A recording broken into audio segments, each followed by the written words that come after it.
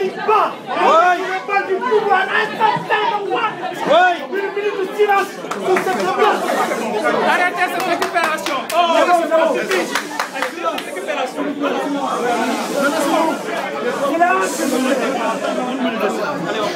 Une minute de silence. Respectez la minute de silence. Oh, t'as vu toi là.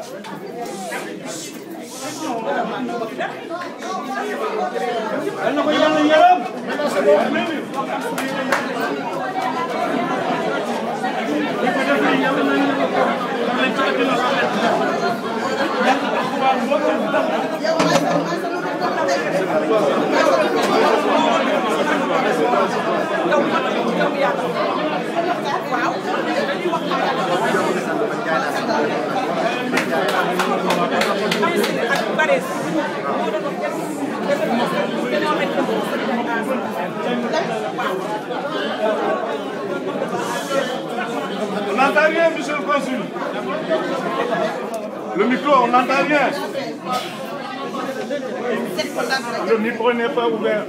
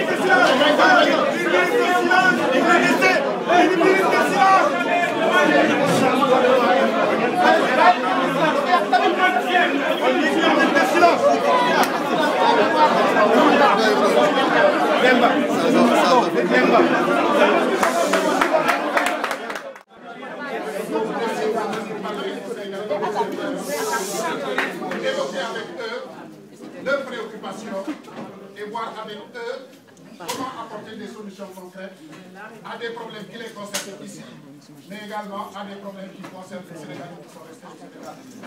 Ce n'est pas un débat politique, ce n'est pas une mission politique, D'ailleurs, la convocation est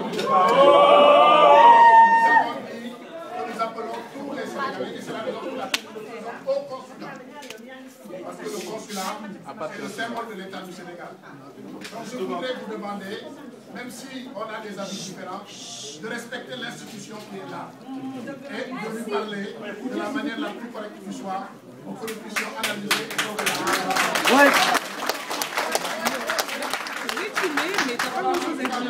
Le président Macron est très très sensible à ce qui s'est passé à Sangalkam. Il partage avec nous les Sénégalais ont exprimé le sentiment, mais également sachez que le deuxième fonds est d'un montant de 15 milliards destiné à alimenter un fonds pour le soutien à l'accès à l'habitat pour les émigrés.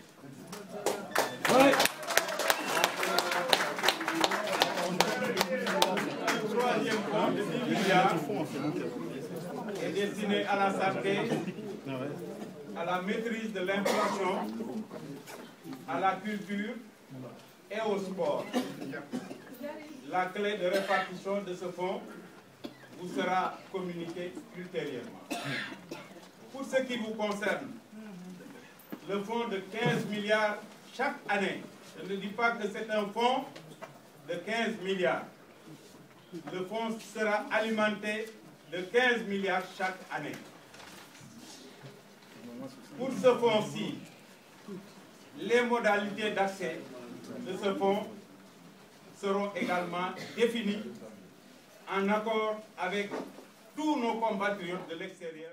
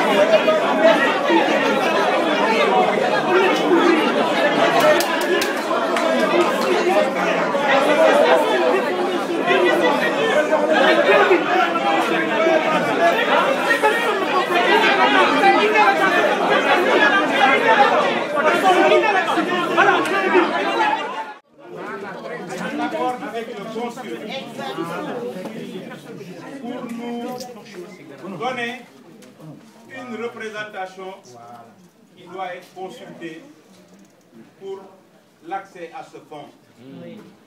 C'est ce qui nous importe. Donc, nous invitons les 300 et quelques associations à identifier un certain nombre de responsables qui seront en contact avec font plus de progression en Afrique que dans les autres, parce qu'ici, tout le monde a le téléphone, tous les services sont déjà ouverts. L'État du Sénégal dit, puisque la marge de ces opérateurs est très élevée, je vais demander à ce que ces opérateurs baissent leur marge pour que je prenne sur leur marge quelque chose pour financer le développement.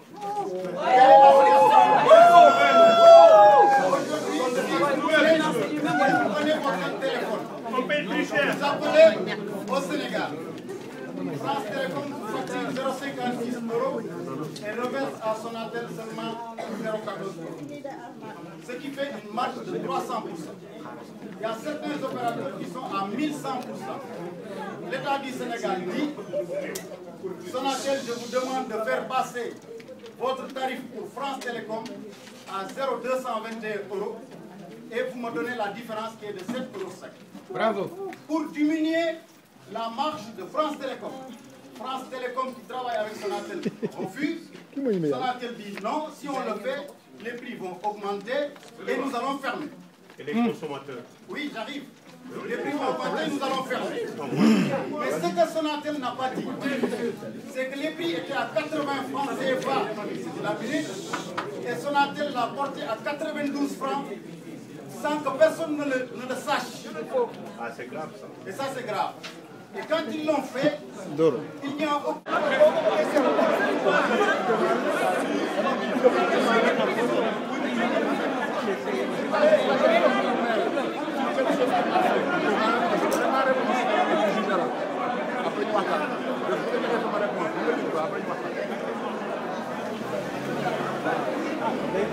On est